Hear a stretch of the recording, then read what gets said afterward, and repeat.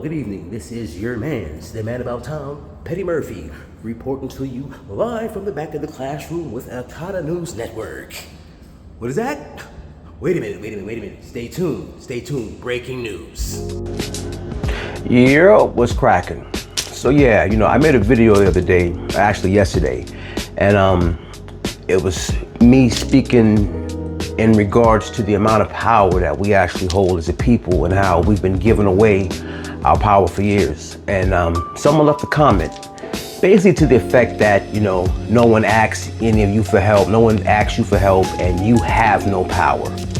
And that's something that I've heard floated around in throughout society a lot, especially for basically most of my life, right?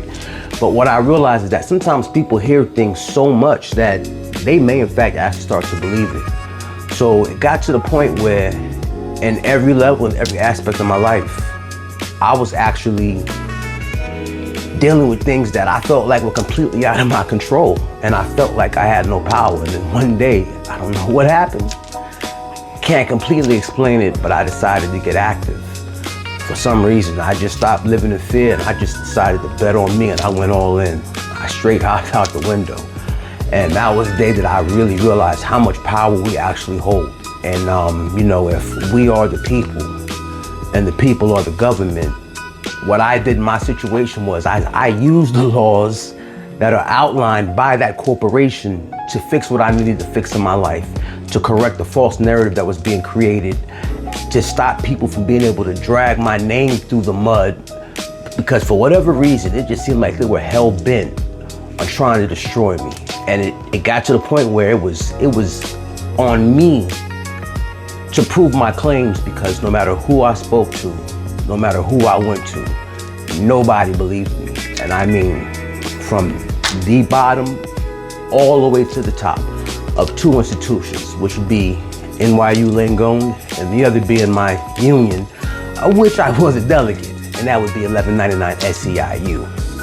But what I'm about to show you is what I figured out in my journey and how I chose to exercise that divine sovereign power that all of us are given as our birthright, right? So let me share something with you all, and I'll be right back. And in fact, you know what we'll do is we'll start off with this guy.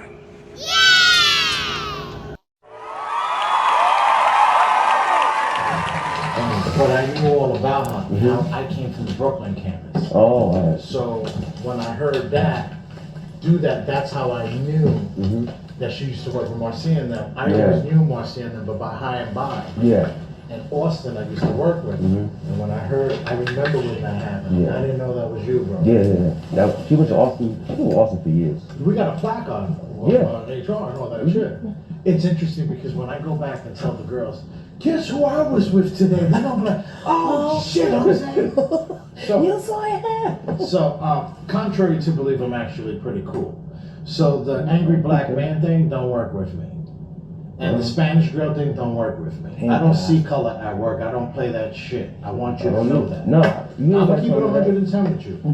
I don't play the angry black dude because they play the angry Spanish dude with me too. I know anything that comes out of our mouth will be used against us. She knows that. Angry. She knows that is the words. I'm not certain she even knows that she's Hispanic, Hamadi. Don't even get me started. So, I'm keeping 100 with you. Stay away from her. All right, now, as you see, that was actually the Director of Employee Relations for NYU Langone, Jose Labraca.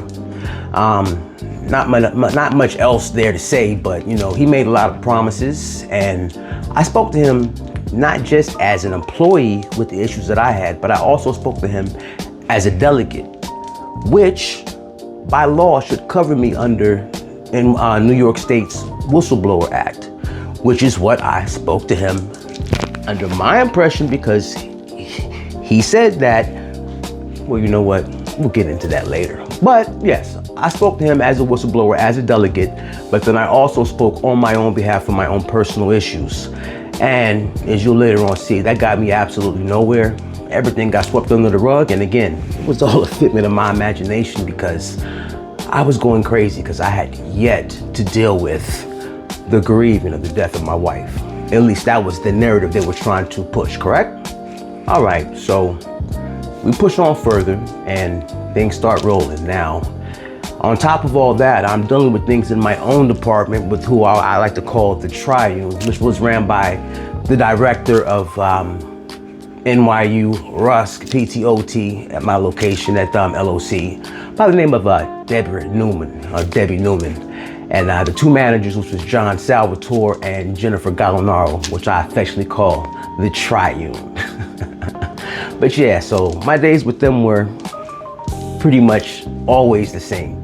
Them creating a narrative that didn't exist and me having to find a way to prove that what was happening was really happening when everyone said that I was crazy and out of my mind.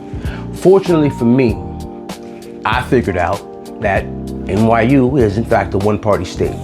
So I use those laws to my benefit. And as you can see here with these individuals, this is what happened.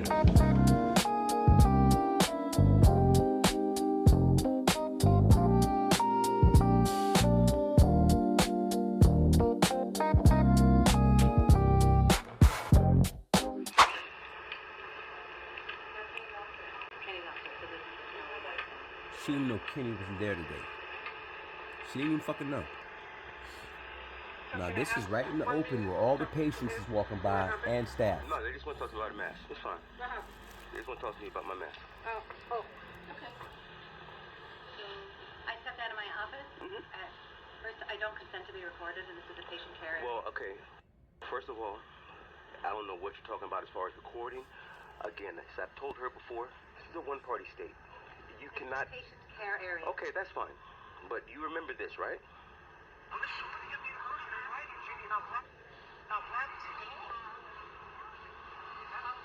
You remember this, right? What's the point? Well, we're gonna. What do you see?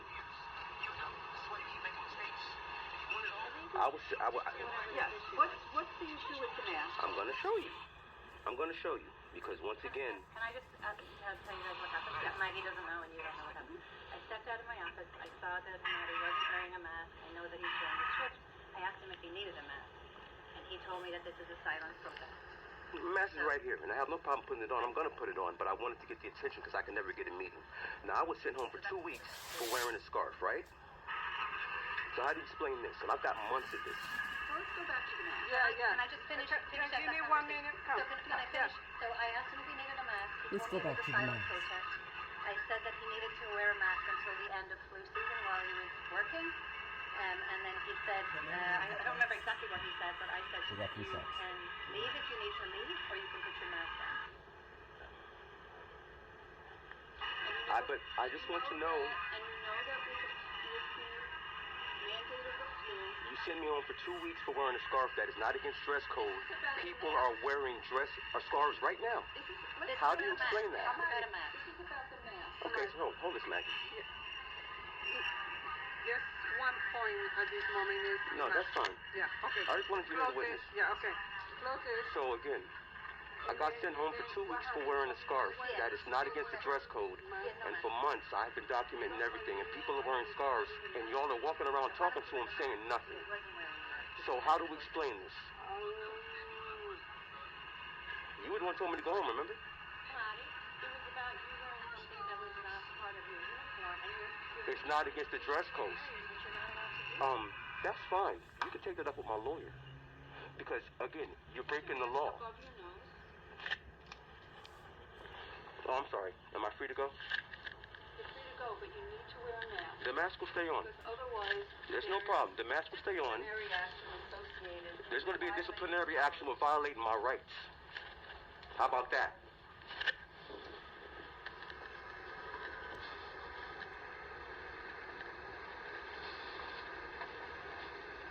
On March 17, 2025, you recorded a departmental meeting that occurred in the patient care area and posted it on social media. You were directed multiple times by management to cease recording in the patient care area, and you did not comply with management's directive. This letter outlines the details of your insubordination and policy violations. please surrender your ID and any keys that you may have prior to leaving the premises. Quick question. You talking about the meeting with the incident with Fiona? I'm sorry? Are you talking about the meeting? Yeah, with Fiona, correct? So, New York State states I have the right to... Let me finish. Go ahead. States I have the right to record, right? Now, this woman here, Debbie Newman, stated that she did an investigation, to which she said everyone denied my claims, which I have on tape. Fiona walking on my face. In fact, you saw Fiona the tape, right? We're not gonna debate. No, I'm speaking though. It's not about debate. I get We're not gonna discuss it. That's fine, but I have my opportunity to speak, so I'm going to speak. Period. Since you terminate me, I'm going to speak. So she breaks the law. I record it, and y'all get mad because you're caught out there, right? And it is what it is, because you lied and said that you did an investigation, which we know you didn't, because I know who you spoke to, and I have them on tape saying what they told you. So we're going to play this game, and that's fine, but just like everything else, I have 6 terabytes of everything that's been going on in here, and I'm going to just make sure it gets to my lawyer. This meeting is now concluded. I know it is, because you're scared. So, It took him 7 minutes to put on his mask, but in what area? Was he coming out of the bathroom? Was he in the staff lounge? Where was he at when they told him to put on his mask? Was he drinking water? Was he eating something? Was he on lunch? That is very vague of what they're stating. What time? Okay. All right, yeah, as I said, let's continue on with the union, and then I will ask the management to respond. Now, that day in the write-up, they said, when I said them questioning me, Debbie, out her mouth said, no, we didn't question you in the patient care area. We questioned you in a hallway.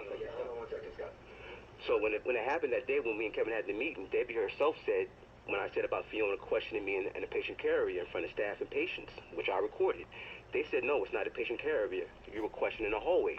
But then when they used the same video to terminate me, it went from a hallway to a patient care area. And I have all that on tape. I also have the statement from Cam saying that Fiona walked up in my face, as well as other rehab attendants. This is why I started recording, because every time I would say something was happening, you see what's in the write-ups. It's all lies. Let me ask a question. Scott, I have a question. Is the hallway considered a patient care area? I think you'd have to be more specific, but what I would suggest instead is to make an argument. If there was if there was a specific incident that you're talking about, We get into it. you're disputing as a patient And care then now area, you can say what you're saying. certainly Just unmute yourself. this is an opportunity Okay, to present that to the great. Hamadi? Yeah, no, so the first time it happened, when we met with Kevin, and I was explaining how Fiona walked in my face in that video, and that it was in a patient care area. When they pulled me to the side about the mask, Debbie and John and them said that, no, she didn't question you in a patient care area. We approached you in a hallway. That's the same place I took the video. So when they want to use it as a patient care area, they call it a patient care area. But then when they want to use it to their advantage, it becomes a hallway. And I recorded all of those conversations because of this reason, because they always like to move the bar. John has done it, Debbie's done it, Fiona has done it, and Jenny has done it. And they know they have. And this is why I started recording, because I had no way to prove what was going on, because everyone was setting the narrative that I was insubordinate. Ask them, have I ever not done anything that they've asked of me? When they ask me, I've always done my job. I've got statements from the therapists who were willing to write one. I even have shared conversations with Miguel and my delegate of staff who called me stating that they wanted to write a statement, but they were afraid of retaliation. I also have text messages from staff saying the same thing, that they wanted to support, but they were scared of retaliation. If you like, I can actually play that for you right now. Sorry, what is that?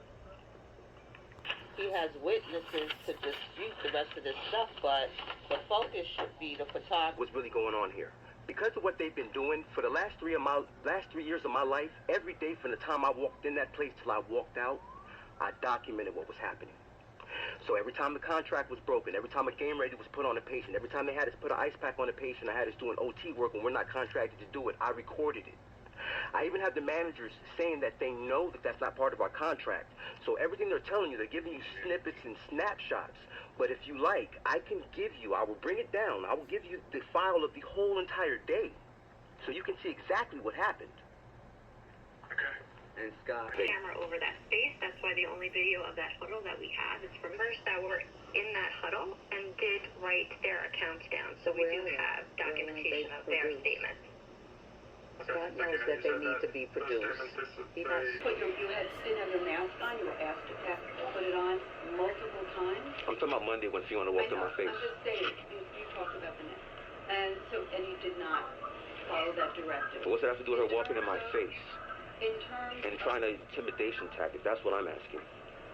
In terms of Fiona, I did take them seriously, what you had written in your email, and I did do an investigation and asked multiple people about what occurred at that huddle, and no one substantiated or commented that Fiona was... I'm going to tell you why you're lying. It was quite the opposite. I'm going to tell you why you're lying. I'm not Because lying. every staff member told me what they saw, Debbie, and I recorded it. And I recorded the meeting. So thank you for the lie. And Friday, when you had the conversation with me, it was an extended conversation about performance, right? In a patient care area. So... That was actually a hallway. No, that's the Sports Performance Center. The green's right there. Lacey walked by, and building services also walked by at the same time. So people were welcome. And right there, Lacey walked by. That was actually a hallway. No station about performance, right? In a patient care area. So. That was actually a hallway. Right? In a patient care area. So. That was actually a hallway. In a patient care area. So. That was actually a hallway. In a patient care area. So. That was actually a hallway. Care area. So. That was actually a hallway. Now, my point of all this was to say this, right?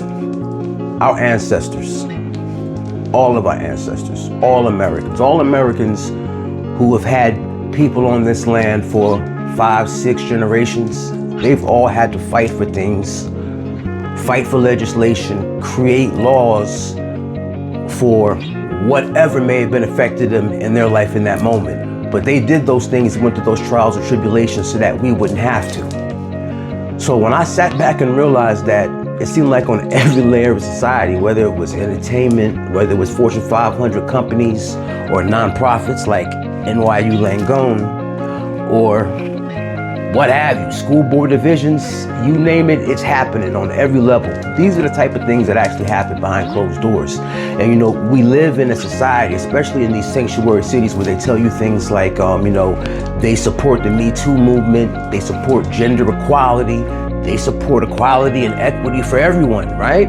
And if you see something, say something, but it seems like that they never actually seem to believe the actual real victims. They always seem to back authority. And for some reason, I can never understand that. Because when I went to them and I tried to appeal to them on the lowest common denominator, which is just humanity, right?